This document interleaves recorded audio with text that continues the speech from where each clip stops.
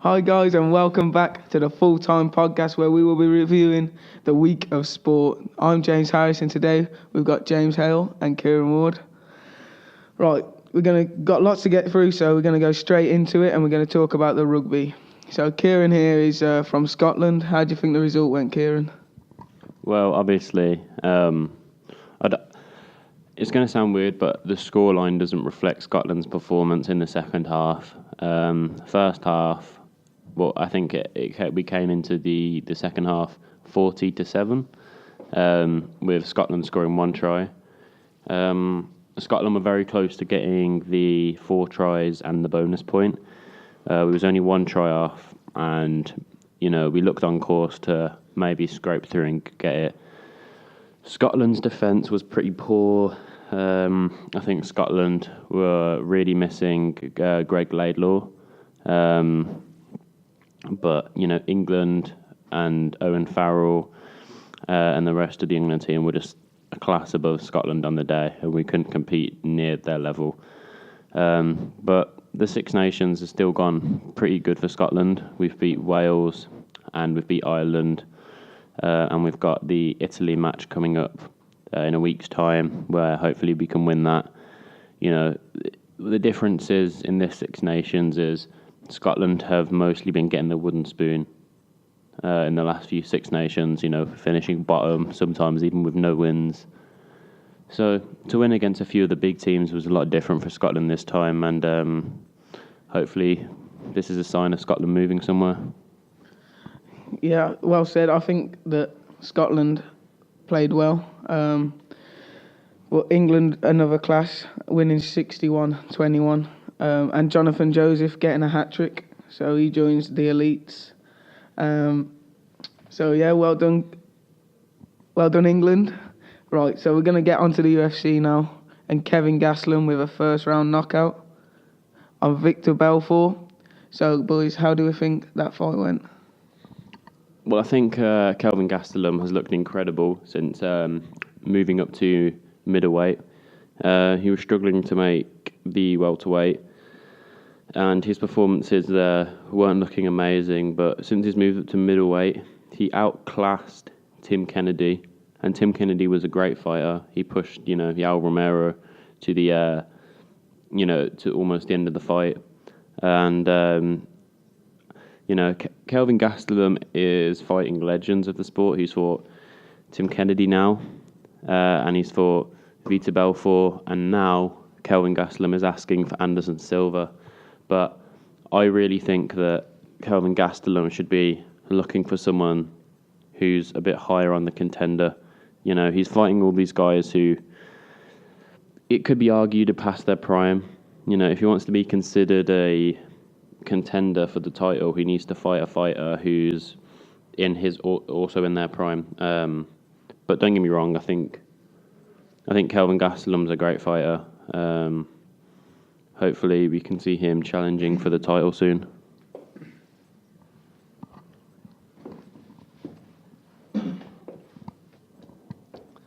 Yeah, I agree with you. Both southpaw fighters in the middleweight bout. Really good techniques. They were showing strong at the start of the fight. Mainly Victor Belfort. He was striking properly. He was getting the good combos in. He tried an spinning outside crescent kick at the end of the round. It didn't work. And then from then on, it just went downhill for him.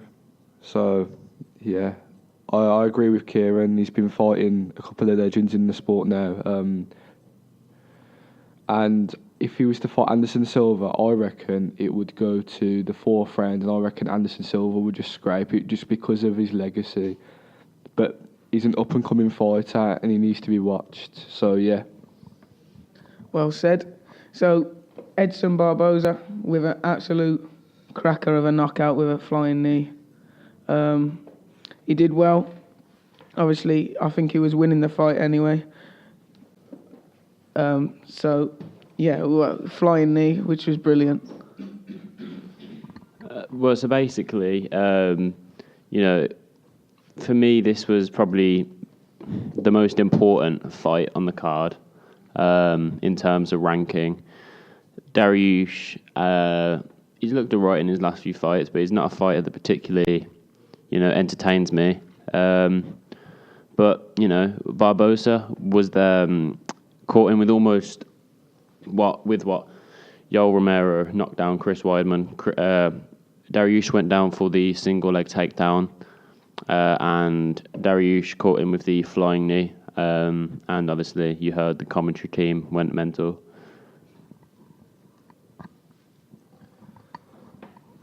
Yeah, again, I agree with you.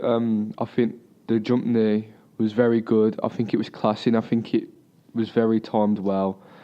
Also, I think he was asking for that knee because he went into him, and then when he kneed him, all the weight from his head just rushed into the knee, which made a massive collision, which knocked him out straight away.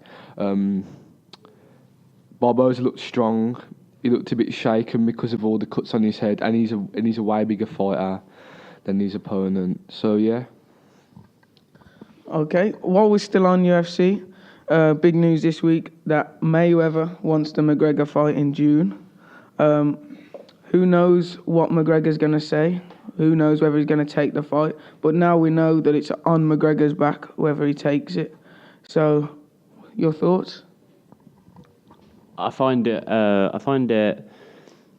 not weird, but entertaining that Floyd is coming off the more aggressor, in the pre-fight stages, trying to get the fight booked. Mayweather is the person who's been more vocal about it, where really we would expect Conor McGregor to be more vocal because at the end of the day, Floyd was retired and Conor was still an active fighter. I personally thought that the fight wouldn't happen, but as it's progressing, it's seeming more and more likely. I saw an article where the T-Mobile Arena has booked a date in June or July, ready for the fight in case it happens. So there are definitely some signs there that it could be happening. But what we need to see Conor become more vocal about it again. Towards the start of the whole rumour mill of this happening, Conor McGregor was definitely the aggressor. He was planning for the fight to happen, but maybe with the baby on the way, he's slowed down a bit. But if the fight actually needs to happen, Conor's got to play a part in this as well. I would hate to see Conor not take the fight now, especially after it being so close to fruitioning. Yeah, Mayweather stated on ESPN First Take 10 a.m. to 12 a.m. or 12 p.m. Eastern Standard Time. He stated he would only come out of retirement if he was to fight McGregor. So we knew it was going to happen either way if McGregor wasn't going to talk trash to him or anything. Yeah, I agree with you about the trash talk. I think he's knuckled down on it a bit because of the baby situation. But he still needs to come back at Mayweather because that's what generates pay-per-views, that's what generates the revenue for the UFC and also the boxing, because don't forget how Bellew is hyped up so much just because of the trash talking and the back and forth for the press conferences. My prediction for that fight, if it was to actually happen, I think Mayweather would win because he's been doing hands for 20 years, so that's his strong suit in the fight. But McGregor is a knockout artist, so anything can happen. Timing is key for McGregor. Yeah, I think this fight will be a huge fight because obviously how it's been hyped up, and McGregor coming out for his 50th fight, try and get his 50th win. That would be good. There wasn't much boxing on the weekend, but Demetrius Andrade won the super welterweight title by decision only just. So that's all for boxing, really. So we'll go on to the football now. And I'm going to go straight to the Barcelona game. Midweek, 6-1. It was an amazing game. I think Barcelona, obviously the greatest comeback in Champions League history. But was it a penalty? Who knows? The ref's under scrutiny and he might lose his job. But we'll see. Your guys' thoughts on the great comeback? PSG choked.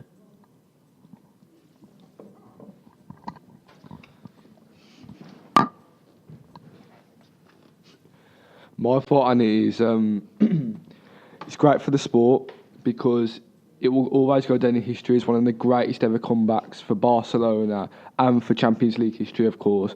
People are going to look back on that day thinking, why did PSG choke that? And how could they have done anything different?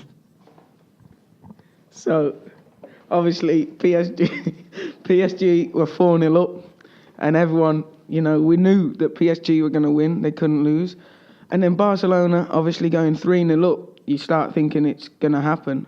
Then Edison Cavani scores, and you think, well, they've got to score 3 more goals. They've got to get 6 goals. And, and they did it. It was amazing. Obviously, Neymar played really well that game. I think he could be next in line for the Ballon d'Or. Who knows? But, yeah. The one person that I was quite annoyed with was Kazawa. I've seen clips before of Kazawa being a cocky player, laughing at a person if they miss a penalty or stuff like that. But Kazawa he just seemed very arrogant. Pre-match he was. All the PSG players were taking it easy. They went to the new camp with a 4-0 lead. I'm sure they could have expected. It was probably in their game plan to try and win, but they knew if they lost, it wasn't going to be disastrous unless they lost in the manner they did. Kazawa scored an own goal, which I thought was karma. Cavani's goal was amazing, but Neymar's free kick was better. And it just shows you that football is a sport that brings people together and creates a lot of emotion. If you look at all the reactions from the commentators when Sergio Roberto scored the 95th minute goal, it's incredible. It shows that football is a sport that will always have emotion in, and people will never get bored of it. I agree with you. Things like this, such as people actually going to the games and watching it. Imagine the atmosphere after they scored that 6th goal. It would have went wild. I knew Barcelona were going to come back, but I didn't see this coming. This is a whole different level. In terms of the way they came back and how PSG took it as a walk in the park and didn't really need to counter or didn't really need to use their attack or really didn't need to use their defence is a joke, really, because it's the Champions League, and even though you're up 4-0, anything can happen. Yeah. I think PSG's game plan was, we knew Barcelona were going to score a couple. It's whether PSG could stop them scoring the amount they needed to. And PSG got embarrassed, and I think it served them right for going easy. So on to the FA Cup. The 3 teams we know are through. 3 big teams, Manchester City, Tottenham and Arsenal. Arsenal beating Lincoln 5-0. I think, obviously, they played well, but it was expected. It's Arsenal versus Lincoln, a non-league team. So, yeah. Sanchez scored a brilliant goal. I think Sanchez is obviously a class above. He is Arsenal. Without him, they wouldn't get 4th, I don't think. So, yeah, your thoughts? The only reason I'm going first is because I'm not letting Arsenal off the hook for this. Just because they beat Lincoln City 5-0 doesn't mean that they're a good side. Lincoln City are in a lower division than them. They were supposed to beat Lincoln City, but that doesn't excuse the fact of that dreadful result against Bayern Munich in midweek. I mean, come on, 10-2 on aggregate. Are you kidding me? Who wants to see that? Except for the Bayern Munich fans, you know what I mean? It's a disgrace to the Premier League. Arsenal showed no showmanship, no heart, no dedication, nothing. It was an absolute disgrace. I wouldn't blame any Arsenal fan if they gave up their REM membership tickets. I swear to God. Literally. It's an absolute joke. I don't care if they win the FA Cup or whatever. It doesn't excuse the fact that they've made a mockery of the Premier League just by losing 5-1 to the German champions. Arsenal are a club that was progressing very rapidly under Arsene Wenger, and now they have slowly, and it has been slow because how many years has he been, on the verge of being sacked? They've slowed down so much now. It's getting to the stage now where every season you can expect a period of the Wenger uncertainty. We're going through it right now, but what I think is more serious about this time is even when they've been losing before, he hasn't really seemed like he's lost the dressing room. No, I don't think he's lost the dressing room like maybe Ranieri did or Mourinho did, but he's losing key players. I feel like Alexis Sanchez is gone at the end of the season, regardless of if a new manager comes in or if Wenger stays. I think Sanchez is out, and I think his destinations are probably going to be Juventus, PSG, or maybe possibly Chelsea. And then you also have to think about Ozil. Ozil, personally, I've always thought Ozil isn't as good as the Arsenal fans have always made out to be. I've never seen him top the assist charts, but that's what they claim him to be. They claim him to be the assist king, but Cesc Fabregas, even when he's on the bench, seems to get more season than he does. I don't know what's next for Arsenal. I think they have a lot of thinking to do, and personally, as well as many other people, I think it's time for Arsene Wenger to go.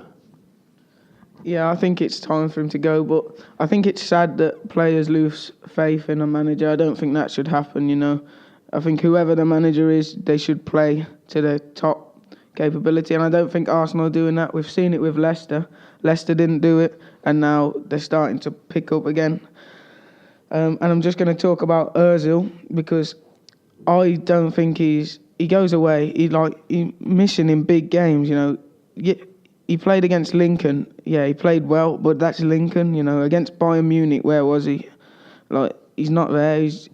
He goes missing. And, but Sanchez, he's definitely gone. So, yeah. Just one more thing about Mesut Ozil. People claiming to be this world-class player, a top 15 candidate for Ballon d'Or, but for the last 3 years, he has been a no-show. I thought he left Arsenal, to be fair. I'm not even joking. He hasn't been a no-show. He did lead the league in assists when Chelsea won the league the year before. Yeah, that was it. That's been it in the Premier League. He was good at Real Madrid because Real Madrid is in La Liga, and La Liga is not very competitive compared to the Premier League. Also, Mesut Ozil doesn't score a lot of goals either. He's just there for the 1-2. He's not really there for anything else. Arsene Wenger is just on a slow decline now. He needs to go. All the players from the club need to go, like all the key players. So yeah. I believe what you said about Ozil, but to be fair to him, you've got to have other good players around you, and obviously no one's performing except Sanchez. So yeah, Tottenham beating Millwall 6-0. That's a massive win. Heung-min Son is playing really well at the minute. He got a hat-trick. Tottenham obviously through an expected win, but I expected them to win, but I didn't expect them to win 6-0. Millwall just didn't show up. The keeper had a mare at the end, obviously, with Heung-min Son getting his hat-trick. What are your thoughts on the game? I think, once again, it was karma because the Millwall fans were chanting racist abuse to Heung-min Son, and then he goes and scores a hat-trick. The game was overshadowed by the trouble, as per Millwall game. Also, Harry Kane suffered an ankle injury. Could be out for at least 7 games, which Pretty much the rest of the season. He's going to be out for a long while now. But Tottenham have proven that they have prolific goal scorers such as Heung-min Son. He can do the job. He did it at the start of the season. One man who can't do the job is Victor Janssen. Where did he go? When he signed, he was supposed to be Harry Kane's. He was, Harry Kane's right-hand man and ready to step in. But when Kane has been out, the person they've put up front has been Heung-min Son. So what was the point in signing him? once again, wasted money for unneeded players. Then, they should have just brought someone out of the youth. Tottenham have shown that they can do that. Anyway, I thought the game was pretty standard. Tottenham seem to be demolishing teams at the moment. Personally, I think they'll finish second, which is good because Tottenham are showing a lot more. They're closest to becoming a second, possibly title challenging team. For as long as I can remember, I've only known Tottenham to be fighting for top 4. Yeah, and they always bottle, but they're showing a lot more character now, which is. I like the way Tottenham have gone about it because they haven't had to buy their success. They've created a lot of their success. However, obviously they bought players like Eric Dyer and Dele Alli, but they made them the players they are. They bought them from very subpar teams. So, what were your thoughts? Well, the reason why Tottenham are so good is because of the culture that Mauricio Pochettino brings to the club. Also, when they signed Victor Wanyama, that was going to be a very good signing because of the defence and the way a defensive midfielder should be programmed is Victor Wanyama. To not excuse Moussa Dembele, he's world class as well, but last year he was more of a show than this year. As well as that, Dele Alli's been performing well as well. He's getting more goals than he has last season, even though last season was his first season in the Premier League. We cannot fault him for that. Heung-min Son, very good player, strong, shows a lot of character, shows heart, shows that he wants to play in the Premier League.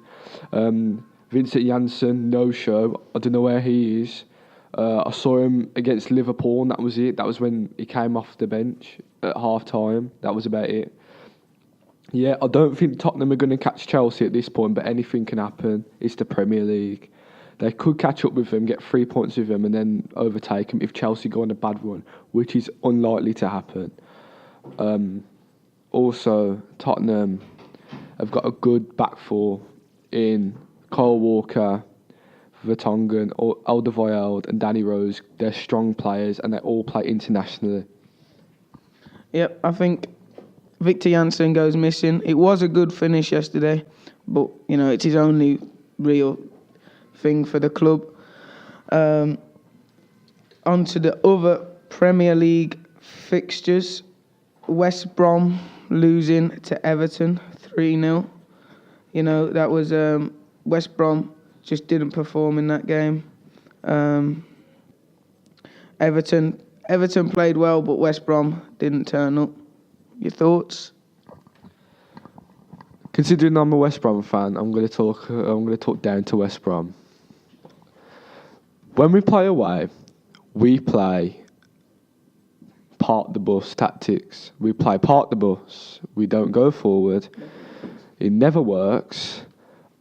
I don't fault Tony Pulis because he's a good manager and he's doing well for the club, but he needs to sort out a good attack for when we go away. Also, we need a prolific goal scorer. Rondon is good, but he just holds the ball up and that's about it. He hasn't. Replacement for Berahino? You didn't get one? No, we didn't. Yeah, we didn't get a replacement for Berahino. Even Berahino, he was supposed to be a world-class player, and look what he turned out to be. He turned out to be a drug addict. He turned out to be... I think that's enough. Yeah. One more point about the Albion.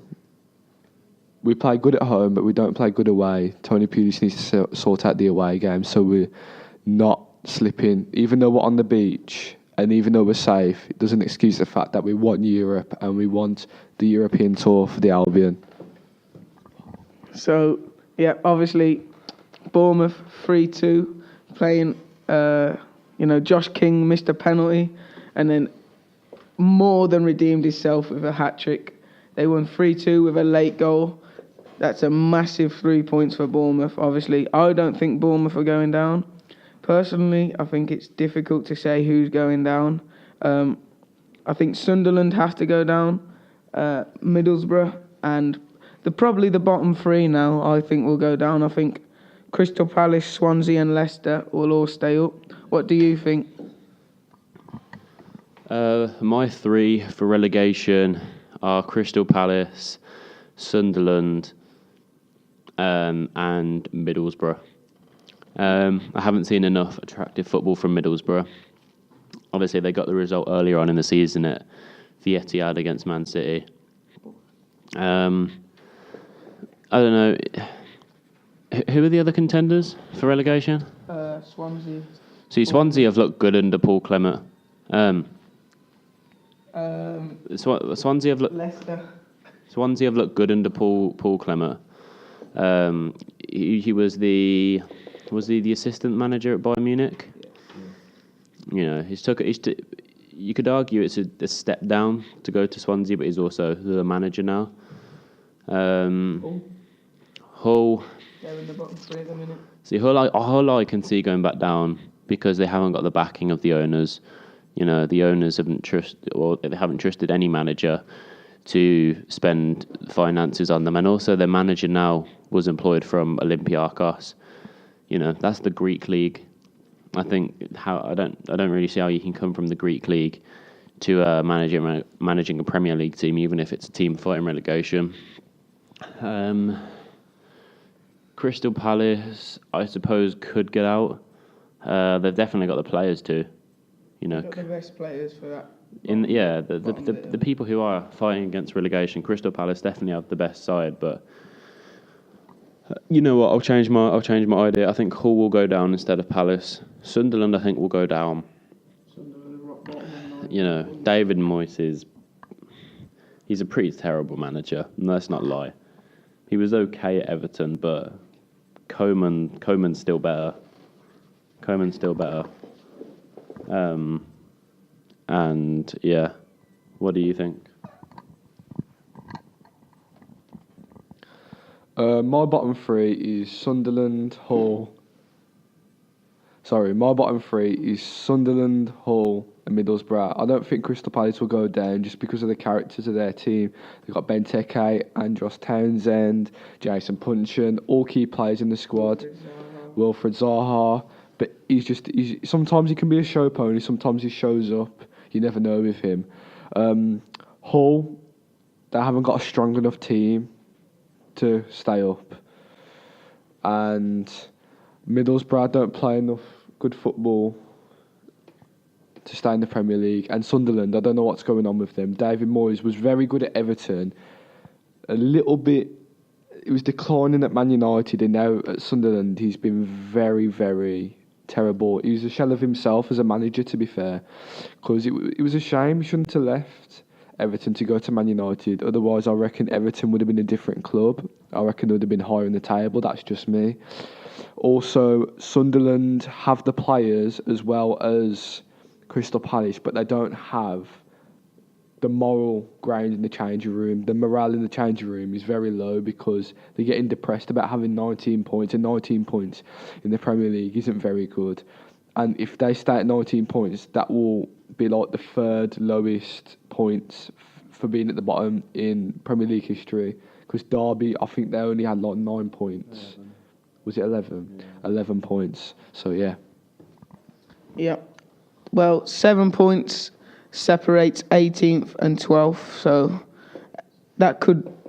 any one of them could go down from 12th underneath. Let's go to the other end of the table now, Chelsea. They are 10 points clear of Tottenham and Manchester City.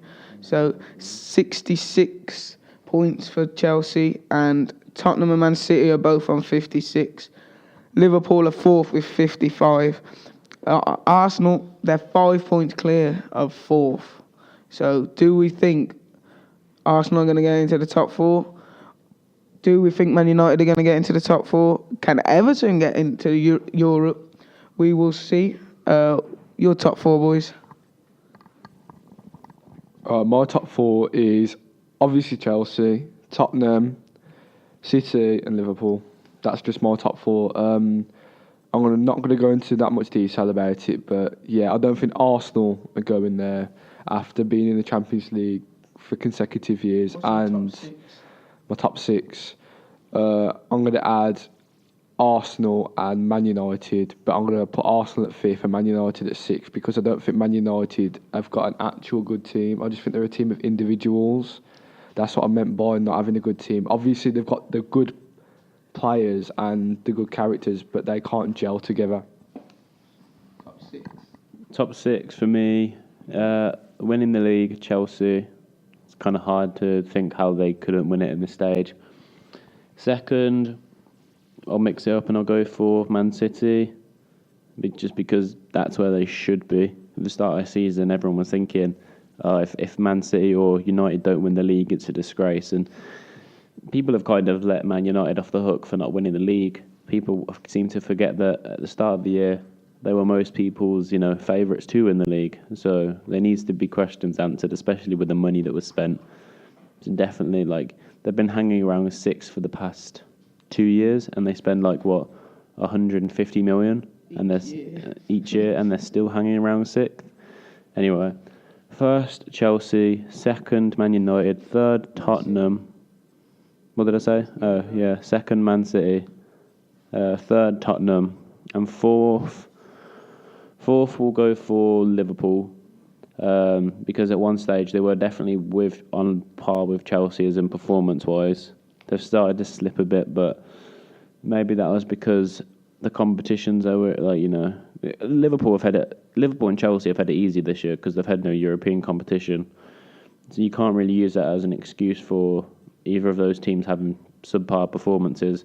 I don't know what happened to Liverpool. They just went on this run around about January, early February, where they just couldn't win a game. They got knocked out of the FA Cup by Wolves.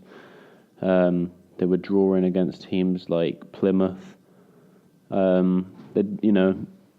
Jurgen Klopp, when he came in, said, give me 4 years and I'll win the league. He's already been here for 2 years. By the end of the season, can you see Liverpool winning the league in 2 years?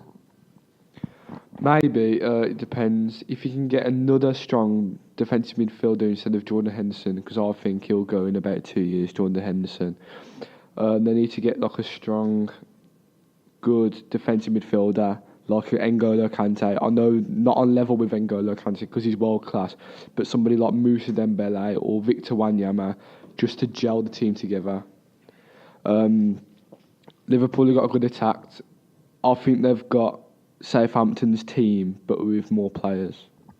I think they need another striker. People Firmino's good, but he doesn't turn up every game. Sturridge is always injured. But my top four in order is Chelsea, Manchester City, Tottenham and Liverpool, the current top four. But I think Man City would just edge Tottenham to second. So, yeah. Right. Anything else on the Premier League?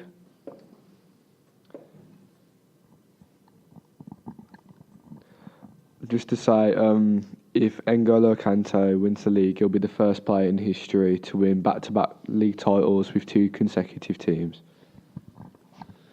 I think it's been nice to see a Premier League where, there's been a clear winner for once. I know some people are a bit annoyed that this season's been, it's not been the most exciting. But people should, obviously I'm a Chelsea fan, but I think people should start not respecting Chelsea a bit more, but showing us a bit more gratitude to come back from where we were last season.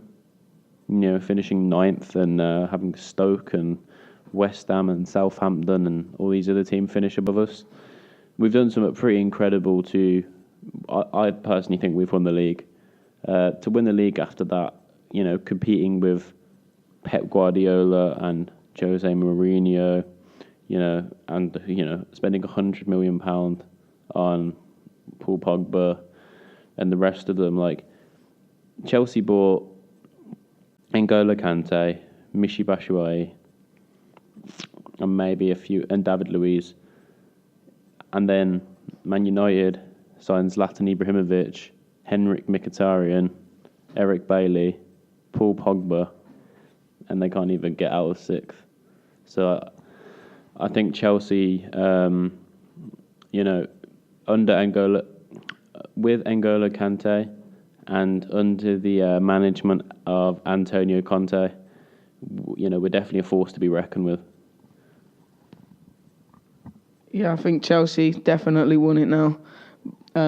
obviously Conte is an amazing defensive manager, and he's also got attacking players. I think we have to give credit to David Luiz because he wasn't a top player. Really, he went downhill when he left Chelsea, but now he's come back to top player. So I'm going to go on to football in the other countries now. So Inter won 7-1. Maurizio Icardi got a 9-minute hat-trick. So Barcelona, they lost 2-1 after beating PSG 6-1. You guys got any thoughts on that? Do you think the ref played a part in the PSG game? In the PSG game, no, I thought being at the home stadium, the influence of the home fans, you can't really blame the referee for it. Inter winning 7-1, looking good again. Hopefully the Serie A can start to show some more challenging title fights. Yeah, it's been pretty much Juventus clean swipe in the league for the past 4-5 years. Yeah, I miss the days of the old AC Milan when they had the Clarence Seedorf, Boateng, Ibra, Pato, Ronaldinho, Thiago Silva. But you look at the teams in the Serie A now, it's quite clear that Juventus have the best team. However, Roma's team are creeping up a bit. Konstas Manolas, Raja Nainggolan, Edin Dzeko. So, I'd like to see teams like Inter Milan and AC Milan come back to the ways they used to be. That's why they need to keep on to their star players like Donnarumma and Icardi. To be fair, I don't think the ref played a major role in the 6-1 defeat, the 6-1 win at the Nou Camp. But PSG should have shown more character and they should have won. You know what I mean? You don't lose 6-1 away like that. That is just a whole new level. I agree with Kieran. I think AC Milan, Inter Milan are the heart of the Serie A. And they need to come back because I used to like Inter Milan because me and my mates at primary school used to go AC Inter, and I was Inter. So yeah, I'd like to see that happen again. Yep. I believe that AC and Inter should both go together. I want to see them at the top of Italy again. Obviously, I can't see Juventus not being at the top. They've got such a good team and a lot of money and a very good manager. Sergio Ramos scored another late goal when Real Madrid were down, another header. Well, they were drawing to win the game. Sergio Ramos, he scored 10 goals all season from centre-back. How do you guys rate Sergio Ramos? I think he's probably one of the best defenders in the world at the moment, considering what he can do in the defensive departments and the attacking departments. At the moment, he's got it all. He's a very well-rounded player. Real Madrid have been in a few sticky situations lately where they've needed a goal late on, and Sergio Ramos has more than delivered, sometimes scoring 2 goals late on. I can't think of many other defenders out there who had a great year last year that are also having a great year this year. Boateng isn't having a great season. The Barcelona defenders are being shuffled around quite a lot. It's nice to see Sergio Ramos being a consistent player, but he's also developing even though he's getting older now. I agree with you. I think Sergio Ramos is the best centre-back or best defensive player in the world. He gets it done defensively and in the 90th minute. He's always scored very, very important goals in the 90th minute, such as the 90th minute goal against Atletico Madrid when Griezmann missed that penalties. But that's a different story for another day. I think Ramos is a very good player.